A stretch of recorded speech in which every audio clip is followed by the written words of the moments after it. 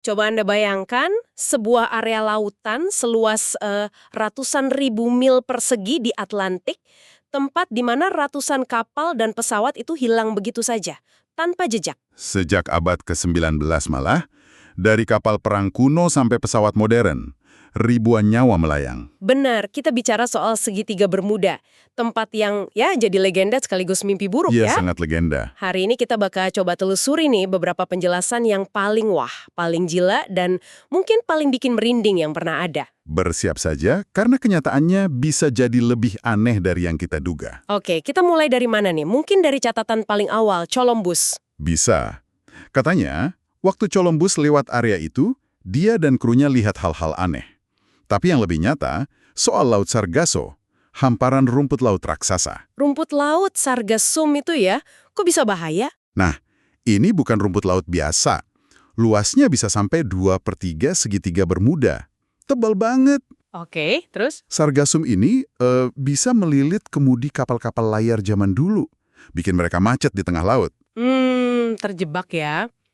Tapi apa cuma itu?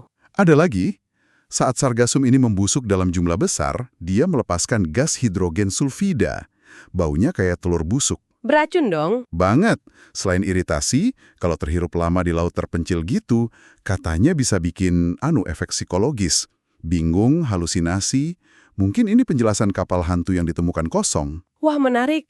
Tapi kalau cuma rumput laut, kok kapal modern yang canggih juga bisa hilang? Pasti ada yang lain kan? Tentu, ada teori soal gelombang pembunuh, rogue waves. Gelombang raksasa. Itu beneran ada, bukan cuma cerita pelaut. Beneran ada. Sudah terukur secara ilmiah. Contohnya, gelombang Dropner di Norwegia tahun 95. Tingginya sampai 26 meter. Muncul tiba-tiba. Gila, setinggi itu. Iya, bisa 2 kali lipat lebih tinggi dari ombak di sekitarnya. Munculnya juga bisa dari arah yang nggak terduga, curam kayak dinding air. Kekuatannya luar biasa, kapal besar pun bisa remuk. Dan segitiga Bermuda ini kan dikenal sebagai Hurricane Alley, tempat badai sering ketemu. Tepat sekali, pertemuan badai dari berbagai arah ini bisa menciptakan kondisi ideal untuk constructive interference. Itu yang gelombang-gelombang kecil jadi gabung gitu ya? Betul, puncak-puncak gelombang kecil bertemu, saling menguatkan, jadi satu gelombang monster raksasa. Lokasi segitiga Bermuda memungkinkan ini terjadi. Oke, gelombang bisa menghancurkan kapal. Tapi pesawat gimana? Masa kena gelombang juga? Nah, ini dia. Ada teori lain yang coba menjelaskan hilangnya kapal dan pesawat sekaligus. Ledakan metana dari dasar laut. Metana, gas? Iya, di dasar laut area itu ada banyak kantong metana hidrat. Itu gas metana yang terkompresi jadi padat, kayak es, karena tekanan dan suhu dingin di dasar laut. Lalu, Kalau itu lepas, kalau ada gangguan misalnya retakan dasar laut, gas ini bisa lepas dalam jumlah sangat besar ke permukaan. Efeknya ganda. ganda gimana? Pertama untuk kapal. Gelembung gas metana yang masif naik ke permukaan, ini bikin densitas air turun drastis. Kapal jadi kehilangan daya apung. Langsung amblas gitu? Iya, kayak ditarik ke bawah.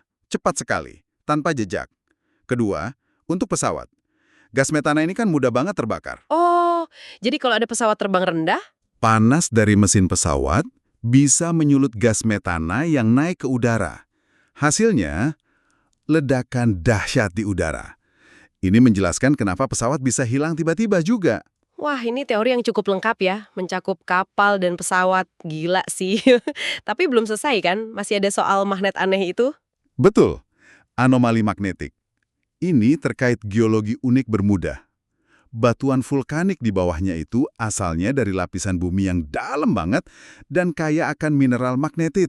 Magnetit, itu yang paling magnetik alami kan? Iya, konsentrasinya di sana itu katanya sampai 20 kali lipat dari tanah biasa.